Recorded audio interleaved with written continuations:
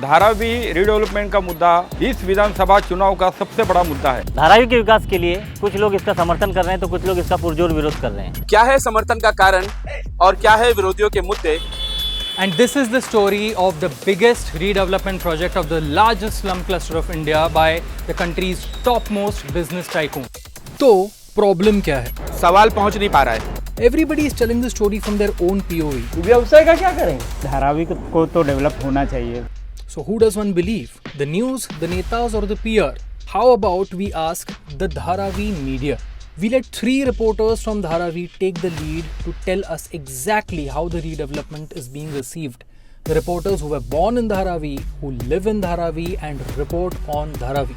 पत्रकार है, आईने के दोनों पहलू दिखाएंगे। मेरा नाम ईश्वर ताथौड़े। मेरा नाम आशिक अली सैयद है। मैं हूं आफाक अहमद और आप देख रहे हैं times of Dharavi. But before going ahead, let's explicitly clarify one thing that every Dharavikar told us. Dharavi का बच्चा चाहता है कि डेवलपमेंट हो, विकास हो। The project is being driven by the Dharavi Redevelopment Project Private Limited or the DRPPL, a body that consists of members of the Adani Group and the Maharashtra government. What have they promised to give the residents? 350 square feet residences to eligible Dharavikars with all amenities. New hospitals and schools in Dharavi, business units and industrial zones within Dharavi for eligible small-scale industries. So, what is the problem? There are 2 primary ones actually, survey and eligibility. What is the survey that is being opposed? जिस तरह से ये सर्वे कर रहे हैं तो ये हर एक पे नंबर डालते हैं, हर दुकान हो, मकान हो वो तो ये नंबर से, जिस तरह से मैंने आपको बताया था DRP ये है, फिर सेक्टर 2 है और जोन दिया गया है, जोन 13 है। ये इनकी नीचे की दुकान है। इसी तरह से ये एरो मार्क करेंगे ऊपर तो फर्स्ट फ्लोर का भी सेम इसी तरह का नंबर डाला जा रहा है।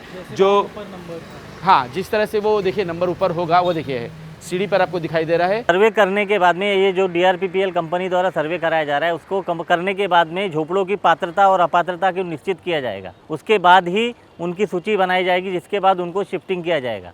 बाकायदा सुरक्षा कर्मियों के साथ में 8 से 10 लोगों का झुंड आता है। इसका विरोध शुरू से होता आ रहा है। पात्र अपात्र म्हणजे eligibility criteria, the second big problem of धाराविकर्स। उनकी सबसे पहली कंडीशन ये है कि 2000 के पहले का जो भी डॉक्यूमेंट है, जो भी रूम का दस्तावेज है, उसको पात्र माना जाएगा और 2000 के बाद के जो लिए हैं झोपड़े उनको अपात्र की सूची में डाला रहेगा। अधिकतर झोपड़े जो 2000 के बाद के बनाए हुए हैं उनको धारावी से बाहर, जैसे वडाला मीठाघर, मुलुंड, देवना डंपिंग ग्राउंड, ऐसे कुछ जगहों पे जगह ली है जो अदानी ने। शर्त ये है उनकी कि धारावी का कोई भी बंदा जो है वो अपात्र नहीं होना चाहिए। जिनके पास घर है उन सभी को घर धारावी में मिलना चाहिए, चाहे वो पात्र हो चाहे अपात्र हो। So, the cutoff date has left lakhs of families staring at an uncertain future due to lack of documentation to prove their residency before 2000.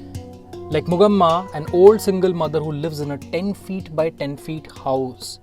क्या क्या पेपर है तुम्हारे पास? सब दो बोला। आधार कार्ड है, PAN card, voting card, ration card, light bill. तोड़ेगा करके बोलता है मगर किधर देगा वो पता नहीं है। मैं इधर 98 से रहता हूँ। 2000 का पावती नहीं, क्योंकि वो टाइम में मैं काम करने के लिए बाहर गाँव जाता था।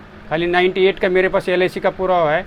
वो बोलते हैं अमान्य है, LIC नहीं चलता है। किधर भी देगा तो रूम बदले रूम मांगता है अपने को। बस थोड़ा नज़दीक रहेगा, ये एरिया में रहेगा तो सब हमारा पहले से पहचान, काम का रोजी रोटी है ही इधर समझो। बाहर का थोड़ा आउटसाइड में भी देगा तो रहना तो पडेगा ही। वर्षभर फक्त मी कामाला गेले, जसं रूम तुटणार बोलले तेव्हापासून मी घरीच राहिले, मग कामाला गेले नाही। मग घरी इकडं अचानकमध्ये मोर्चाला जावं लागायचं किंवा बाहेर कुठं फॉर्म भरायला जावं लागायचं, कधी BMC ऑफिसला जावं लागायचं। Why the cutoff date? As per rules of the Maharashtra Slum Areas Redevelopment Act 1971, only those living in slums built till 1st January 2000 are eligible for free rehabilitation. In May 2018, the Fadnavis government decided to also rehabilitate those in slums built till 1st January 2011, but for a minimal cost.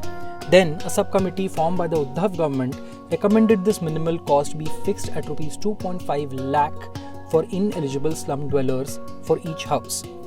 These are the rules that the DRP is looking to follow for the ineligible residents of Dharavi 2. The DRP earlier this year said that the tenants living on floors other than the ground floor will also be given houses on a higher purchase basis, which is not in the norms for rehabilitation projects. कुछ लोग पढ़े लिखे होते हैं, वो समझ सीख के अपने घर पात्र करा के लेते हैं, डॉक्यूमेंटेशन भागदौड़ करके लेते हैं।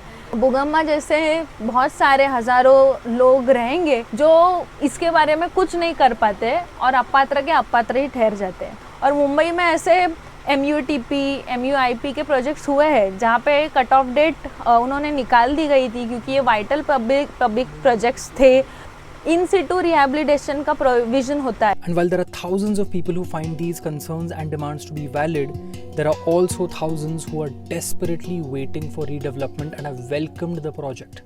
जिनको रीडेवलपमेंट चाहिए, बहुत सालों से आस लगा के बैठे हैं।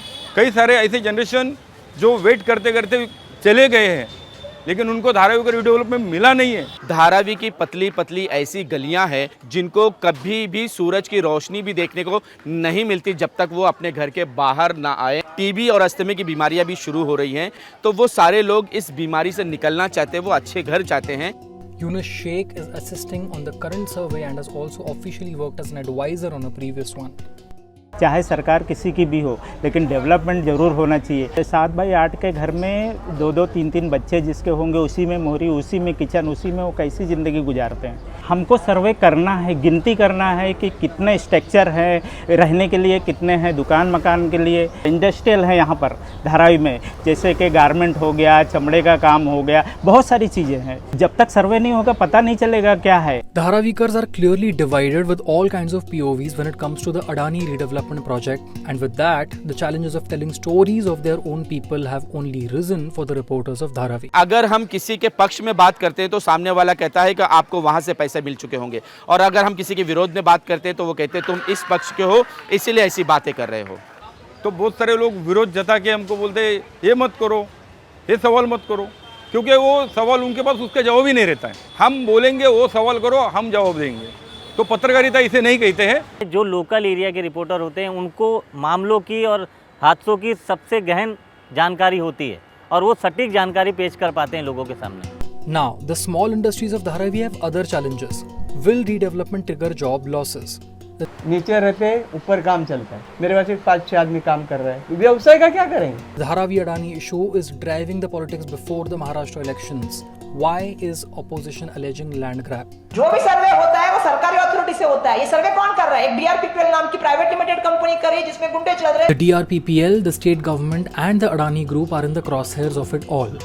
How have they reacted to Dharavikar's concerns and demands? We are going to tell you all that in the second part of our Dharavi reportage.